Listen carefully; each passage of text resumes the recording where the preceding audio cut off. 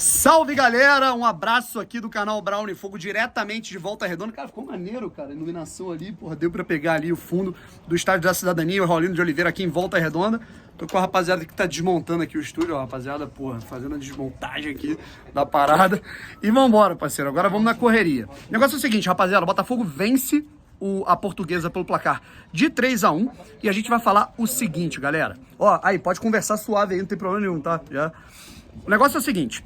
Primeiro, antes de comentar um pouquinho sobre o jogo, a gente já anuncia de uma vez. Amanhã a gente vai falar um pouquinho melhor a respeito dos grupos, né? Hoje tivemos sorteios ali dos grupos da Copa Libertadores e da Sul-Americana. É até importante a gente ficar atento nos grupos da Libertadores e eu já digo o porquê, tá legal? Mas, nesse vídeo, a gente vai falar especificamente sobre os grupos da Sul-Americana e falar um pouquinho sobre o jogo. Eu sou Daniel Brown. Se você não me conhece, conheceu na Casé TV, passou a conhecer, dá aquela moral, cara. Vamos tentar chegar a 90 mil inscritos aqui no canal Brownie Fogo. A gente tá com 87.300 nesse momento, então se inscreve aqui no canal, que muita gente que acompanha aqui o canal se esquece de se inscrever. E o negócio é o seguinte... o grupo do Botafogo é o grupo A. O Botafogo já caiu logo de cara no primeiro grupo da Copa Sul-Americana. O grupo é o seguinte: LDU, equipe do pote 1 que entrou no grupo na Sul-Americana. Do pote 2, obviamente, o Botafogo entrou nesse grupo, portanto vai pegar o campeão da Libertadores de 2008, o campeão da Copa Sul-Americana de 2009, certo? A equipe da LDU que tem história, tem casca na competição continental. E a gente também vai ter o César Valerro, certo? Caramba, quase me fugiu aqui. César Valerro, da equipe do Peru, e que tem como treinador Louco Abreu, rapaziada. A gente falava aqui da curiosidade, né, que o Louco Abreu, ele atuou contra o Botafogo como jogador num dos seus últimos desafios, né, como atleta, pelo Audax Italiano. Eu, inclusive, fui nesse jogo, né, cara? Inclusive, o Botafogo passou do Audax Italiano naquela última Libertadores que tivemos ali, de Sul-Americana, que tivemos ali de mata-mata direto, né? Agora você tem os grupos, certo? E aí, eu acho que foi a penúltima, na verdade, em 2019, eu acho que a gente também teve esse formato. E agora o Botafogo volta a encontrar Louco Abreu, dessa vez como treinador do César Valerro do Peru. E o último time que estava no pote 4, o Magallanes. Eu confesso que eu não conheço muito bem o César Valerro nem o Magallanes, mas é aquilo. A gente não tem mais aquele critério que tínhamos no ano passado, referente aos grupos, né, referentes à situação de só passarem os primeiros colocados. Agora, os segundos colocados também passam. Os favoritos são Botafogo e LDU. Porém, os segundos colocados, se o Botafogo terminar em segundo, o Botafogo vai enfrentar as equipes que num playoff classificatório de 16 avos, né, que vai ser entre os clubes que ficaram em segundo na Copa Sul-Americana e os clubes que ficaram em terceiro na fase de grupos da Libertadores. Por isso que é tão importante a gente ficar ligado nos times que vão ficar em terceiro na Libertadores, mas sobre a Liberta a gente fala amanhã. Vamos finalizar esse vídeo aqui falando sobre esse jogo, Botafogo e Volta Redonda, em que nós ainda tivemos algumas insuficiências da equipe. O Botafogo até começou jogando bem, um Botafogo que afunilou alguns jogadores, por exemplo, o Luiz Henrique, era um cara que ele flutuava por fora para depois atacar o espaço por dentro. O Botafogo teve, né, uma equipe...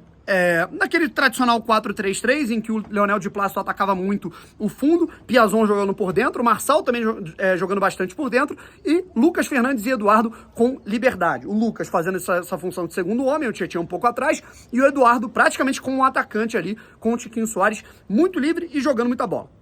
Numa pressão ali no goleiro da Portuguesa que entregou a paçoca, Tiquinho roubou a bola, Eduardo fez 1-0, e aí o Botafogo deu uma relaxada. É aquela inconstância que o Botafogo é muito desequilibrado. Quando o Botafogo apresenta alguns atributos ofensivos, ele não consegue ter o equilíbrio defensivo. Não há um equilíbrio entre as quatro fases do jogo, certo? E aí nessa, o Botafogo, na segunda metade do jogo, né, que eu gosto de dividir o jogo em 4 partes, né, ali do meio pro fim da primeira etapa, a gente não teve, né, um Botafogo equilibrado defensivamente. Os jogadores que estavam na frente queriam pressionar e os atletas que estavam ali na segunda e na primeira linha não acompanhavam às vezes, e vice-versa. Então, acabava desencontrando, a Portuguesa escapou umas 3 vezes, nessa teve o lançamento e ali um gol perdido, escancarado, agora não me lembro, acho que foi do Feitosa, né, numa linda bola do Anderson Rosa, e aí o Yuri, né, cara, tirou ali pra nada o Di Plácido, que fazia uma ótima partida, até defensiva, ofensivamente também, mas ali ele é meio maluco, né, deu pra perceber, ele já tava amarelado. Nessa, ele poderia ter sido expulso, acabou cometendo uma falta, cometendo um lance perigosíssimo e deu todo o terreno pro Yuri atacar a área. E o jogador, agora não me lembro, ele é o número 9, ele entrou no lugar do Emerson Carioca. Enfim, né? completo aqui nos comentários, desculpa que deu branco, mas ele que entrou muito bem. E aí, a gente teve o segundo tempo. O Botafogo continuou numa marcha um pouco devagar, Piazon ainda em campo, né, não conseguindo render, nervoso, pouco confiante, tá mal, perdeu um gol que não deveria ter perdido, inclusive que daria um 2-0 pro Botafogo. Aí nós tivemos um lance que quase mudou a trajetória do jogo, que poderia ter sido um 2-1 para a Portuguesa, num lance que o jogador adversário estava ali muito impedido, e é lamentável a gente não ter VAR nessa fase. Na final da Taça Rio a gente vai ter VAR entre o Botafogo e Audax, e aí o Botafogo começou a pressionar. A gente viu aí que houve mudanças, né, com o Raí, o Marlon Freitas, entrou também o Carlos Alberto, certo? No lugar do Luiz Henrique, para atacar, para alargar um pouco mais o campo e dar um pouco mais de liberdade, mais dinâmica ali pro Marlon, que ia fazer a contenção, e pro Raí, que ia ficar um pouco livre. É o que eu falo.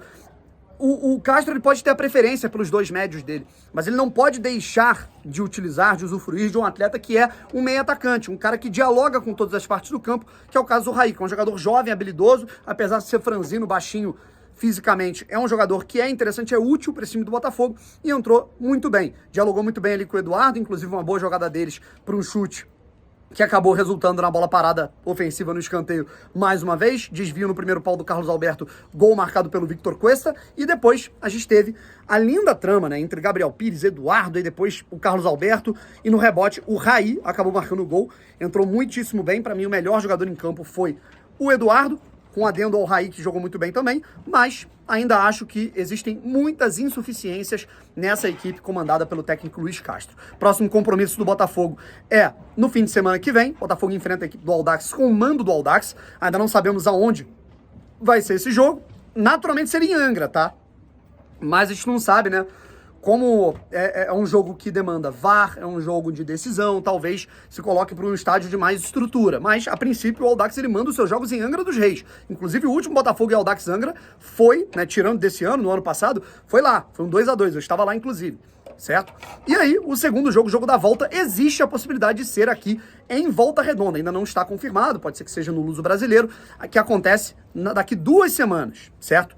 Então, é isso, rapaziada. Vamos ficando por aqui.